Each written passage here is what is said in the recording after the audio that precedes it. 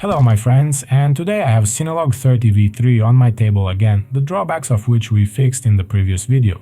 Now it has a normal antenna mount, GPS, and is completely waterproof. If you haven't seen how I did it, you can follow the link and watch. I would also like to remind you that I am holding a giveaway for a ductless tiny whoop and a whole set of 2 frames, 2 batteries, and a charger for it.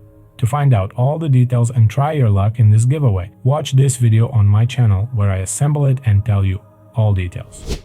But today we're going to make a 6S drone based on the CineLog30, but first let's take it apart.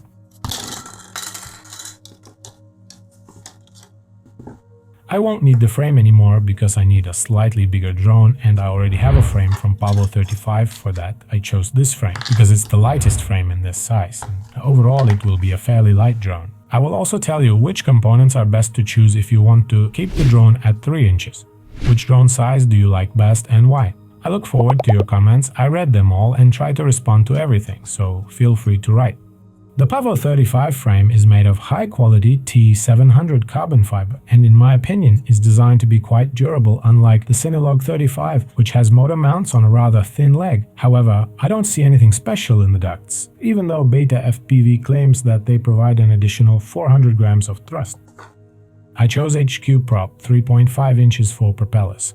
And since the voltage will be significantly higher, the capacitor also needs to be replaced. I chose a polymer capacitor rated at 35 volts and 1000 microfarads. Polymer capacitors are slightly more expensive but significantly smaller than electrolytic capacitors with the same characteristics. I also chose a smaller GPS to save weight, and it is a GepRC M10 from FlyfishRC. It will be sufficient for us as I am not planning to fly this drone long range. And of course a set of titanium screws, which are almost twice as light as steel ones and will allow us to reduce the weight by another 7 to 10 grams. I took the antenna from O3. It suited me perfectly in my Pavo25 V2 with O4 Pro. You can also watch a video about installing O4 Pro in it by following the link, and this will also save us a couple of grams. I got the camera mount from the Cults 3D website. The link is also in the description below the video. This mount is not free, but it is best suited for the Pavo25 and 35 as the other mounts either touched the frame or were very weak, which caused jelly effect in the video. I got the mount for the O4 module from the same guy who made the camera mount. The last thing we need is C206 at 2500 kV motors from Axisflying, and looking ahead I will say that I overdid it with the kV, and still for cinewhoop you need to take a little less, for example the same C206 but at 1960 kV. I will explain why during the test flight. If you're looking for analogs, these are 2006 size motors. I think 2004 or 2204 will also work here. The behavior will of course be slightly different, but everything will fly great.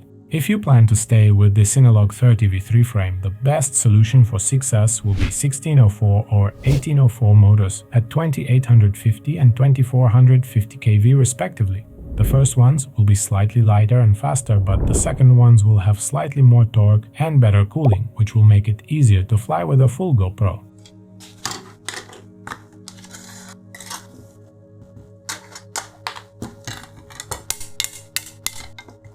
Now let's completely unsolder everything from the flight controller and also unsolder the LRS from the additional board. You can simply unsolder through the sealant. Yes, it crumbles unpleasantly, but it is easily removed after heating, so if you can't reach it with a soldering iron, just remove the melted sealant and that's it.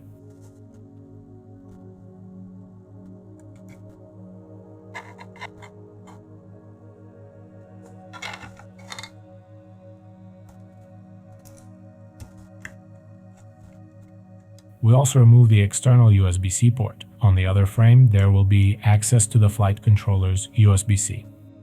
The USB-C, like the additional board, was filled with B7000 glue, and look how easy it is to remove it by simply twisting it with tweezers.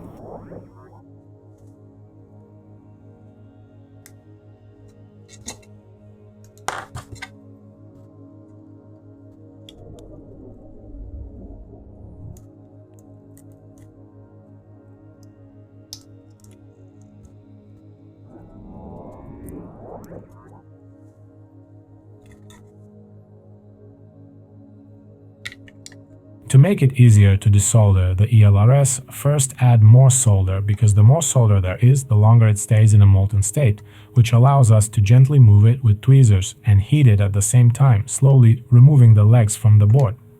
I didn't bother with that, and as soon as there was enough space, I just cut off the legs, but I carefully desoldered the ELRS itself to leave clean soldering spots for the wires. Now, we solder wires to the ELRS and GPS.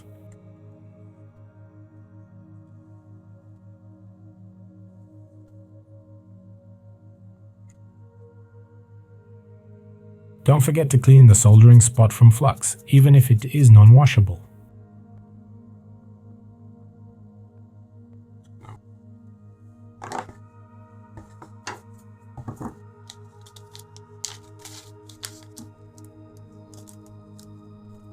Let's move on to assembling the frame. First, we need to figure out how the flight controller will be positioned. With standard rubber bands, we need longer screws. I will replace the rubber bands with those that come with the frame.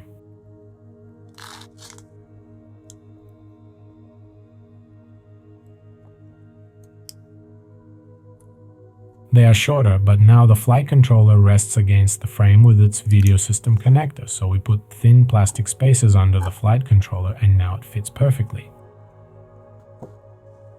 Now we screw everything we need to solder to the flight controller onto the frame.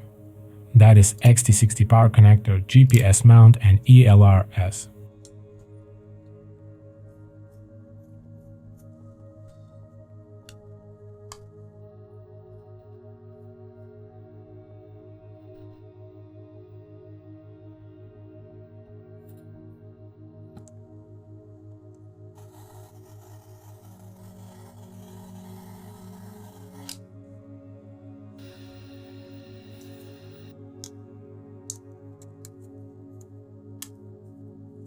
ELRS mount is combined with the antenna mount, and the antenna will need to be slightly modified, so we will make a mark so as not to cut off too much.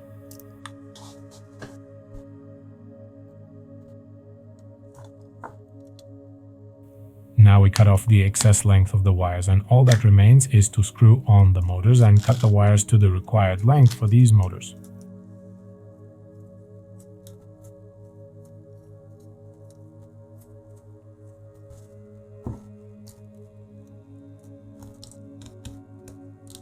Remove all mounts so that they do not disturb us during soldering.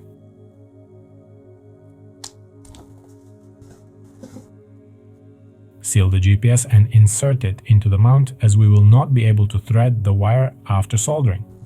Now solder everything quickly and easily.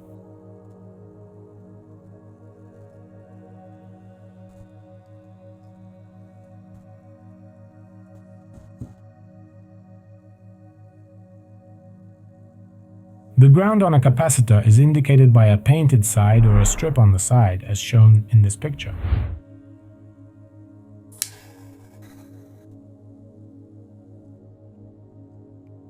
Be careful with the power wires. We need AWG 14 or even 12, and they are thick enough for the power pads on the flight controller. Therefore, you need to be as careful as possible so as not to accidentally pour solder in the wrong place and short-circuit these wires. If you do so, you will simply get a beautiful fireworks show when you connect the battery, and that will be the end of the drone's life.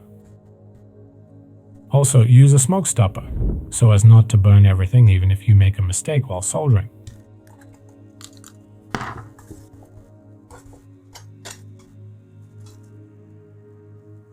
Let's go back to the antenna and cut off the rigid part at the mark we made earlier. Be careful and do not press too hard so as not to damage the antenna wires.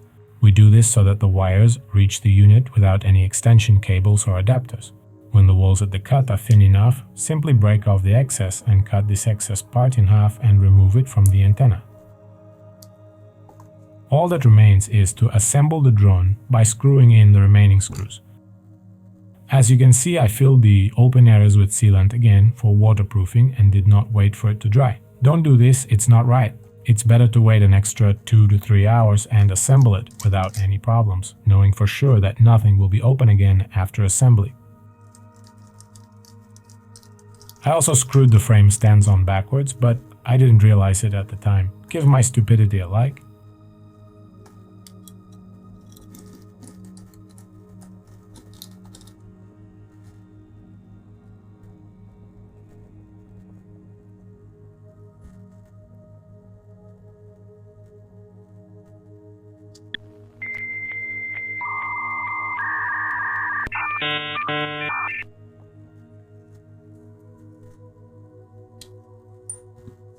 I even replaced the camera module screws with titanium ones.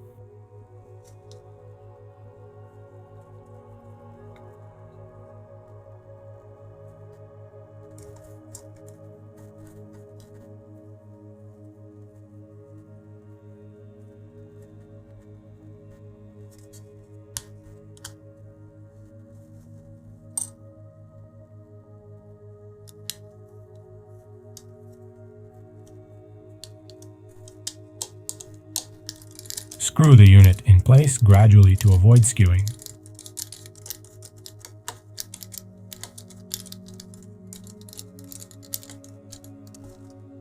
Always screw the motors onto a medium strength thread sealant.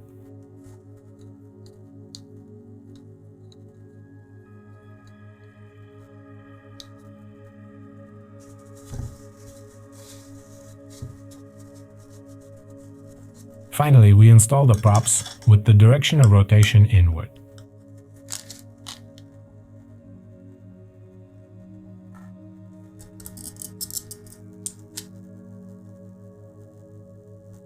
Now it's time to weigh our drone.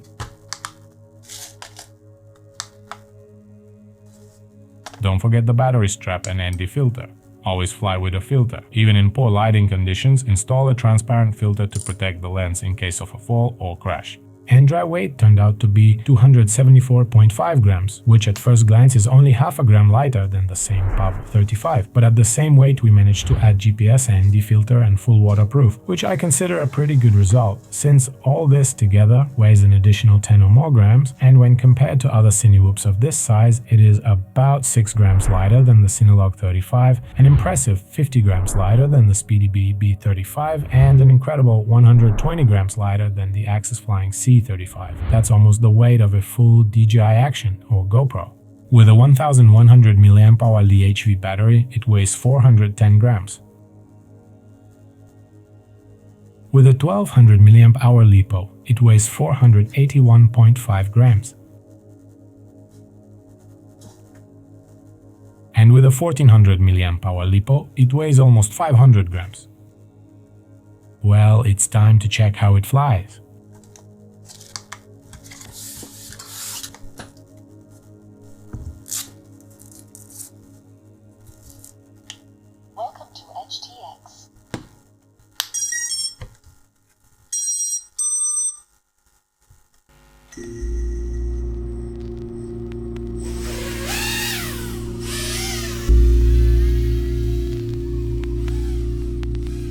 And the first flight with a 1100 mAh LiHV battery.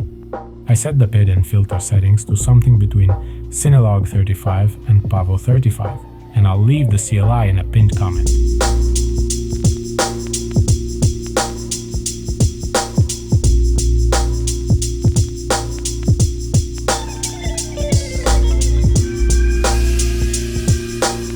You can immediately feel the excess power. It's quite difficult to work with the throttle because it's very sensitive. But look what happens if you give it 100% throttle for just a moment. A very powerful punch. Comparable to a 5-inch drone, but with noticeably less inertia.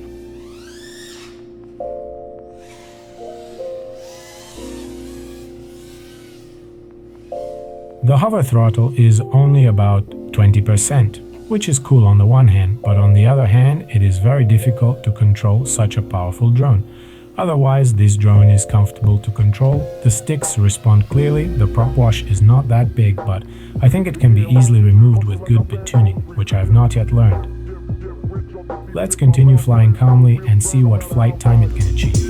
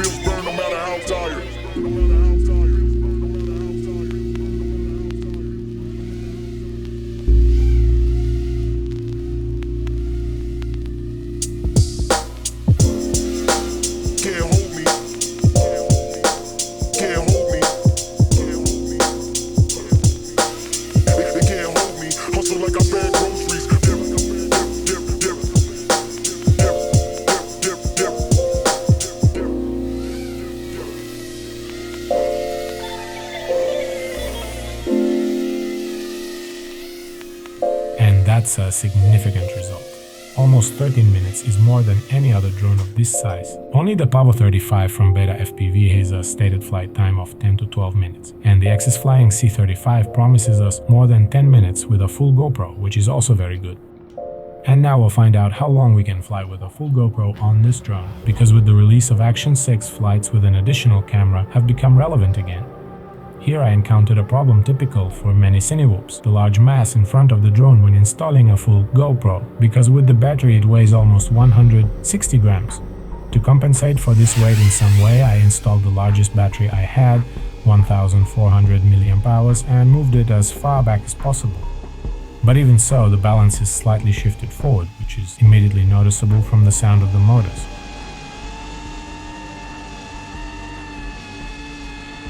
The front pair is much heavier, and on top of that it was 40 degrees Celsius that day, which is also bad for all the drone's components. But let's move on to the flights and note that the hover throttle has not changed significantly and is only 23 to 25%. Of course, the extra weight is also felt in the additional inertia, which is not surprising because now the weight with a huge battery and a full GoPro is 660 grams.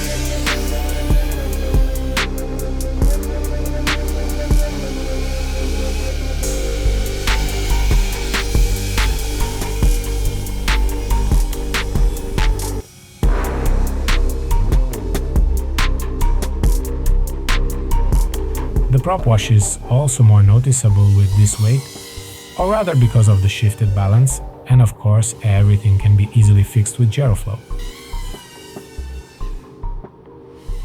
But once again, I would like to note that skills in PID and filter tuning are very important, and I need to work on that. But every time I get into this topic, I just feel completely stupid.